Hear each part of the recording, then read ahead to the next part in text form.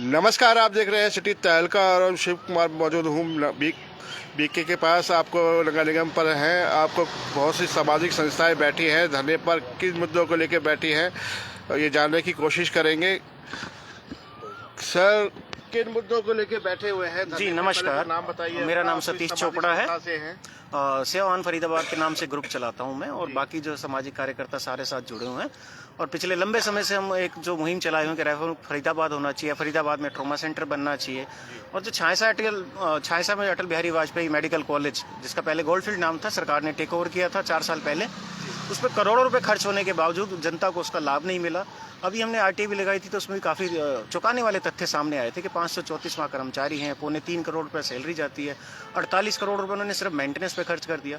वहाँ की बिल्डिंग की अभी भी आगे जाके देखेंगे तो शीशे टूटे हुए बदहाली है। पीछे पत्रकार साथी भी हमारे साथ गए थे, तो वहाँ लाइव भी उन्होंने चलाया था, तो बिल्डिंग की हालत भी दिखाई गई। और ये भी दिखाया गया कि वहाँ पे आईपीडी सर्विस शुरू नहीं हुई है, किसी तरह की जाँच नहीं होती थी। उसके बाद फिर उन्होंने कुछ ब्लड टेस्ट वगैरह शुरू किए। अब उन्होंने इमरजेंसी सर्विस शुरू की है और वो कह रहे हैं कि हम आईपीडी शुरू करेंगे। तो ये बातें बार बार करते आए कि हम शुरू करेंगे, हर बार टाइम बढ़ाते रहते हैं, पर कार्य नहीं हो पाते। और दूसरी तरफ आप जो देखेंगे बीके सिविल अस्पताल के अंदर कितनी बदहाली है, कितनी बद इंतजामी है। लोगों को इलाज के नाम पे रेफर मिलता है। ट्रॉमा सेंटर की आवश्यकता क्यों है ये तो आप सब जानते ही हैं, फिर भी मैं थोड़ा सा बताना चाहूँगा कि देखिए, बदरपुर बॉर्डर से लेके हमारा कोसी बॉर्डर जो पूरी लोकसभा पड़ती है फरीदाबाद, उसके अंदर एक भी सरकारी ट्रॉमा सेंटर नहीं है। जिसके ऊपर सवाल पूछा गया सदन में, तो माननीय गृह मंत्री जी ने बताया था कि 17 ट्रॉमा सेंटर है, पर वो ये नहीं बताते कि 17 के 17 प्राइवेट हैं। सरकारी ट्रॉमा सेंटर एक भी नहीं है। वहाँ कोई एक्सीडेंट होता है, वहाँ से रेफर करते हैं बल्लभगढ़ से रेफर करते हैं, बीके से रेफर कर दिया जाता है सफदरजंग। इस बीच के अंदर इस जो टाइम बीत जाता है, गोल्डन टाइम पीरियड होता है, घटना के बाद जो 1 घंटा होता है वो लाइफ सेविंग के लिए बहुत ज़रूरी होता है, वो रेफर के खेल में बीत जाता है, जिसकी वजह से कई माओं के बेटे चले गए, कई बहनों के सुहाग चले गए। इस बात को हम लंबे समय से उठा रहे हैं कि रेफर फरीदाबाद हो, ट्रॉमा सेंटर बने।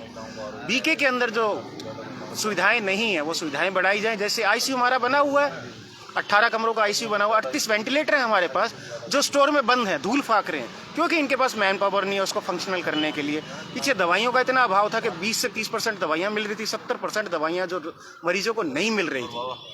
पहले सिर्फ एक ही ऑर्थोपेडिक सर्जन था, अब इन्होंने 4 किए। पर बढ़ती हुई जनसंख्या के अनुरूप यहाँ पे मैन पावर का, सुविधाओं का बहुत बड़ा अभाव है।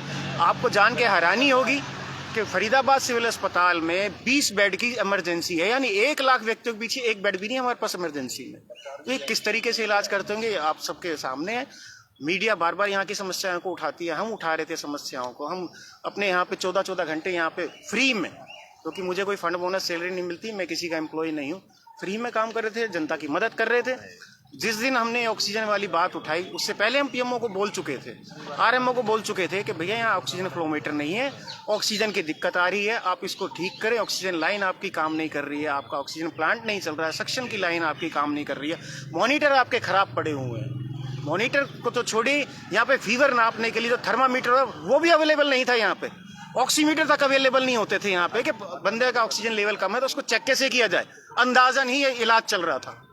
इन चीज़ों को लेके हमने मैडम से भी बोला, सीएमओ साहब से भी बोला, फिर हार के जब उस पर काम नहीं हुआ, हमने मीडिया के सामने बात रखी। उसके बाद पीएमओ ने हमारे खिलाफ फतवा जारी कर दिया कि सतीश चोपड़ा जो है सिविल अस्पताल के अंदर किसी डॉक्टर से बात नहीं करेगा, कोई डॉक्टर से सपोर्ट नहीं करेगा, किसी नर्सिंग स्टाफ से बात नहीं करेगा, किसी मरीज से बात नहीं करेगा।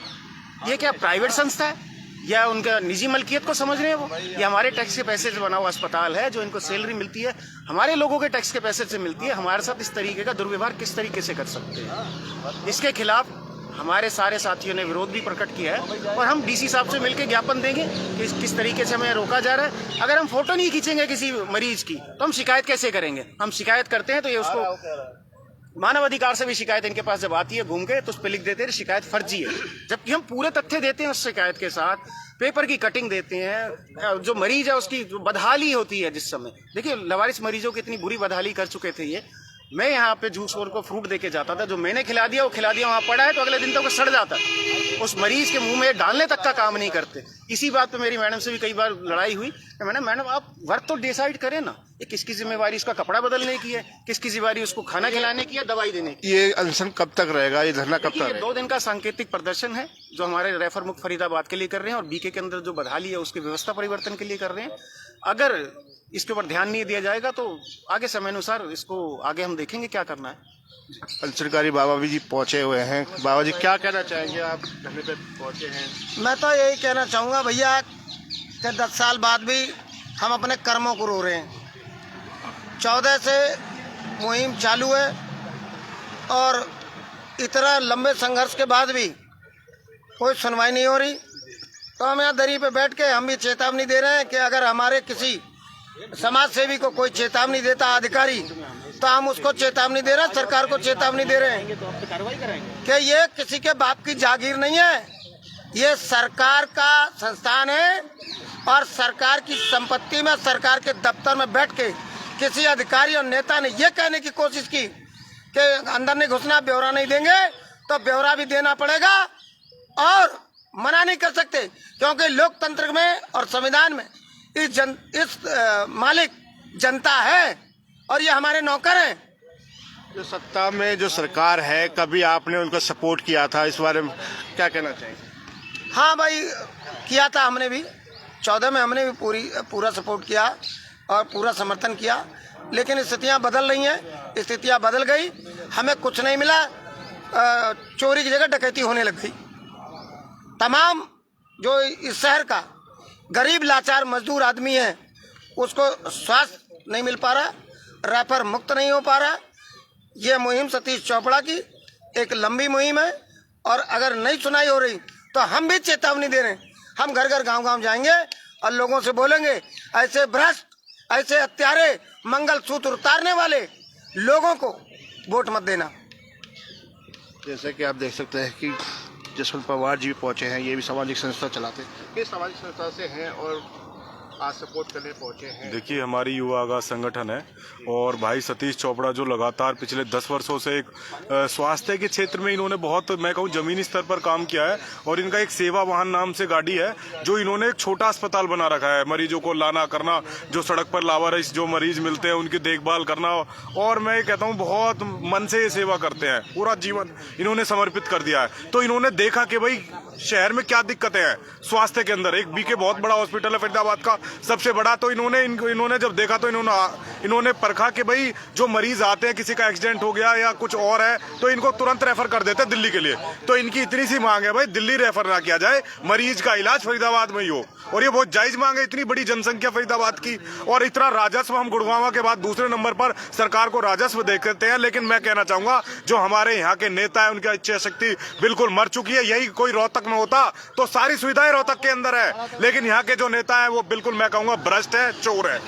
तो सर देखिए, ये जो ट्रामा सेंटर का मुद्दा भाई ने उठाया है, मेरी नजर में सबसे बड़ा मुद्दा है फरीदाबाद का और आने वाले चुनावों में ये सबसे मुद्दा बड़ा रहेगा। और मुख्यमंत्री जी की रैली है, मैं प्रशासन के माध्यम से, सीआईडी के माध्यम से चेतावनी देता हूं कि मुख्यमंत्री जी घोषणा करे अपनी रैली में कि फरीदाबाद में ट्रामा सेंटर बनेगा, वरना ईंट से ईंट बाजी जाएगी सरकार के खिलाफ। और कृष्णपाल जी, बहुत मलाई खाई है 10 साल, या तो मुद्दों पे बोलिए कि हाँ ये मुद्दे हैं, हम करेंगे, मुख्यमंत्री बोले, जो पूर्व मुख्यमंत्री खट्टर जी आते हैं वो भी बोले, सांसद भी बोले यहाँ का, तो हम थोड़ा बहुत विश्वास करेंगे और हमसे मीटिंग करें कि हाँ हम विश्वास दिलाते हैं आपको कि हम आपका जो ट्रामा सेंटर का मुद्दा है, यूनिवर्सिटी का मुद्दा है, हम करेंगे।